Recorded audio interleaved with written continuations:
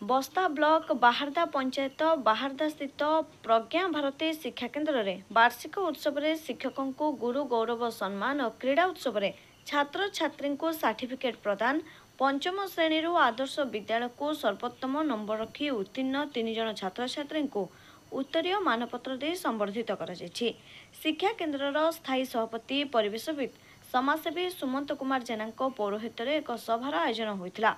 मुख्य अतिथि कुड़िया सरपंच गौरांग चरण बेहेरा जोग देथिबा बेले मुख्य वक्ता माणिदा कॉलेजर अध्यापक दिलीप कुमार भोई सम्मानित अतिथि अवसरप्राप्त शांतिलता महाविद्यालय अध्यक्ष मनोरंजन बेहेरा समाजसेवी गोपाल कृष्ण गिरी प्रकाश कुंडू धीरेन सेठी रतिकांत पंडा जोगदे कुनी कुनी कोमलवंती पिलामानंकु गढ़ी तोलिबार प्रमुख भूमिका गुरुजी गुरुमा और माँ बापांकर भूमिका गुरुत्वपूर्ण तत्सहित शिक्षा सांग को नाच गीत खेल कसरत नित्यांत जरूरी बोली मत व्यक्त करते। बनमाली गुरुजी मंच आह्वान करथिबा बेले अतिथि परिचय शिक्षा केन्द्र संपादक अध्यापक हिरण्य कुमार विश्वाल वार्षिक विवरणी पाठ प्रधान शिक्षक गुरुचंद्र बेहेरा करथिले। सहकारी शिक्षयित्री गिरिजाबाला घोष धन्यवाद जनाई कार्यक्रम सांग करथिले।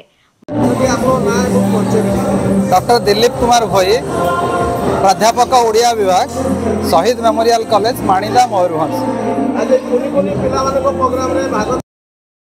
मुख्य वक्ता भाव जोग दे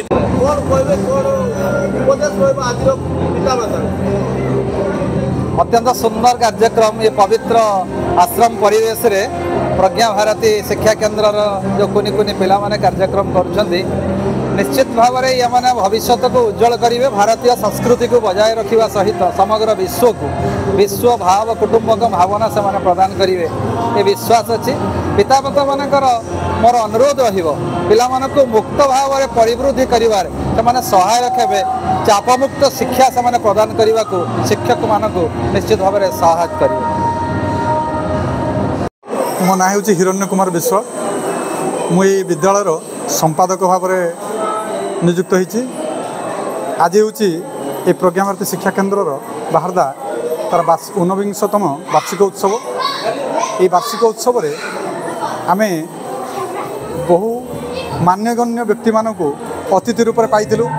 तन्मध्यरु आमर जो विद्यालय सभापति थे श्रद्धेय मोर सान भाई सुमंत जेना महोदय आजिकार मुख्य वक्ता थे निकटस्थ माणिदा महाविद्यालय उड़िया श्रीजुक्त डॉक्टर दिलीप कुमार भोई महोदय से आज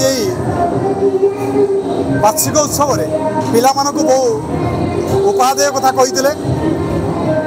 शिक्षक मातृभूमि बापा माँ को जो पिला माने निश्चित भाव जीवन में बड़ मनुष्य हे बहु मूल्य उपादेय मूल्यवान कथा से आज पिला मानक कहते एवं जदि पिला माने सेमानंकर कथा को कार्य में परिणत करेंगे निश्चित भाव में ये प्रज्ञा भारती शिक्षा केन्द्र बाहारदा आज जो 49तम वार्षिक उत्सव पालन करुच्ची निश्चित भाव में सफल हम।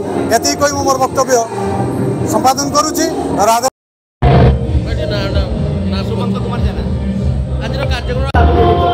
देखो आज प्रज्ञा भारती शिक्षा केन्द्र 19तम वार्षिक उत्सव थिला। ये जो शिक्षा केन्द्र आध्यात्मिक परिवेश भितर ये शिक्षादान करा जाए। एठी अनेक पिला डाक्तर इंजीनियर एवं अनेक स्तर को जाइछन्ती एठिकार पिला माने पाठ पढ़ी ए शिक्षा केन्द्र रे विद्यादान सह आध्यात्मिक चेतना दिया जाए पिला माने।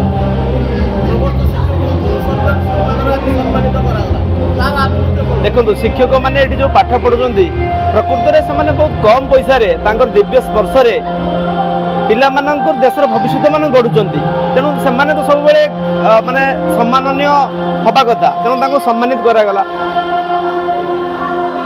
बालेश्वर मानस रंजन बेहेरा रिपोर्ट ज्योतिप्रभा न्यूज।